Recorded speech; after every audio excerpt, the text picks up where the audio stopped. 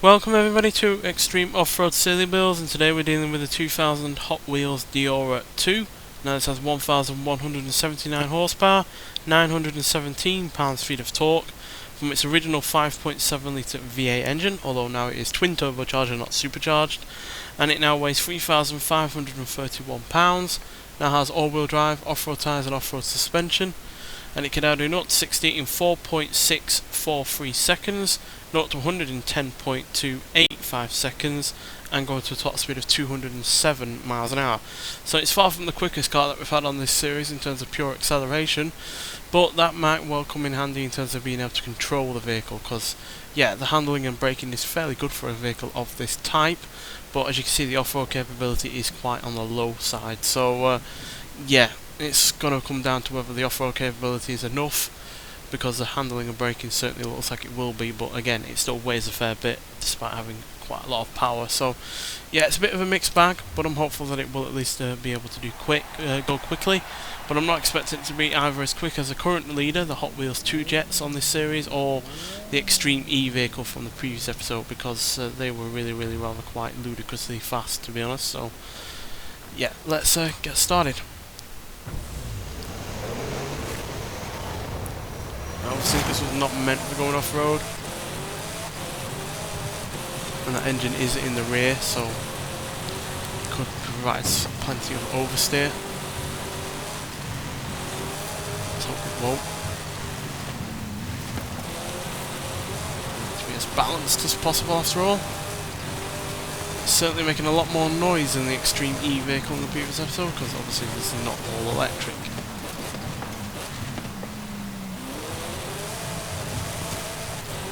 There won't be too much understeer. Obviously there's not much weight up front given the design of the car.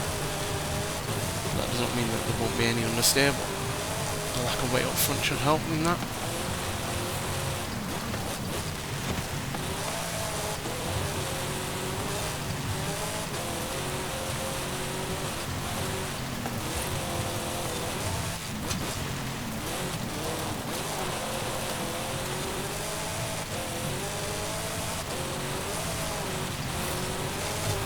It's a lot more agile than I was expecting, given it's still a weighty car.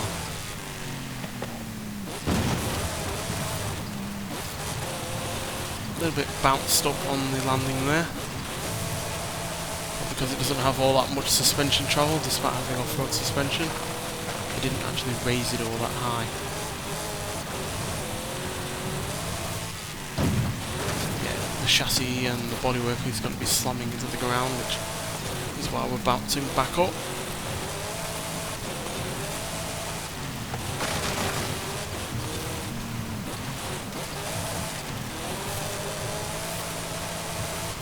Now, granted, this does have more power than the Extreme E vehicle in the previous episode, but this has less torque and obviously does not have the immediacy of the electric motors and batteries. I have to say, for now, it's been seeming pretty quick.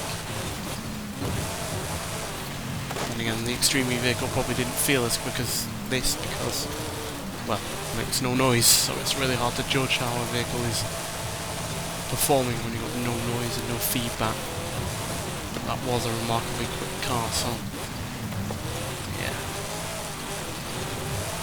Don't expect this to be able to get up to second place, that's for sure.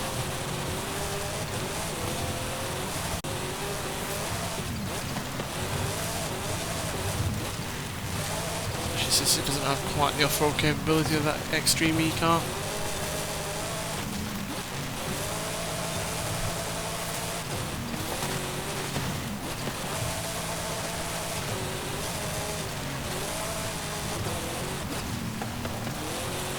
This tighter section is challenging it a little bit, but once again the lack of weight up front is really helping us in steering us through the tricky parts.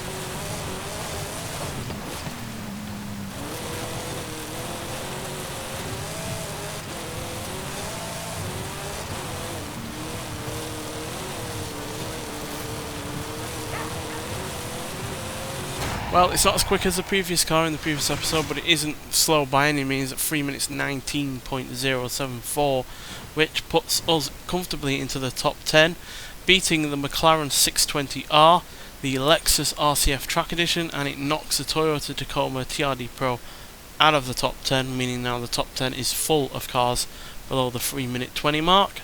And yeah, that also means we beat the Ford Mustang Mach-E 1400, the Nissan Safari Z 370Z Safari Rally Tribute, the Jeep Gladiator Rubicon, and the Volkswagen Pickup LX.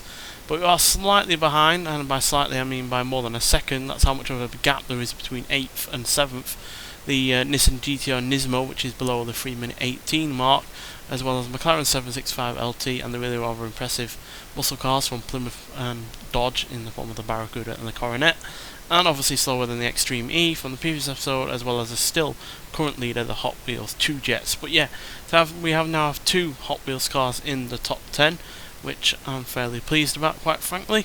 Especially given, you know, how poorly the Hot Wheels Baja Bone Shaker did, which, yeah, is currently in 48th place out of 51. So, yeah, for the most part, the Hot Wheels cars have done well so far. 2 out of 3 are in the top 10 that we've taken out on this series at the moment. But yeah, obviously we still have plenty more of them to go, the likes of the Rip Rod, for instance, which I am expecting to be quick. But yeah, for now, the Hot Wheels Deora is the second fastest Hot Wheels car we've had on the series, and yeah, like I said, comfortably in the top 10. Nonetheless, thanks for watching, and I'll see you in the next one. Bye.